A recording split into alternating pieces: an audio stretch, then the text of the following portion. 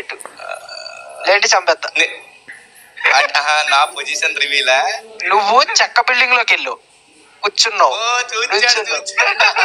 అంగో అటెళ్ళు, నేను ఎక్కడున్నాను కనిపెట్టు. ఓపెన్ లో నుంచున్నా.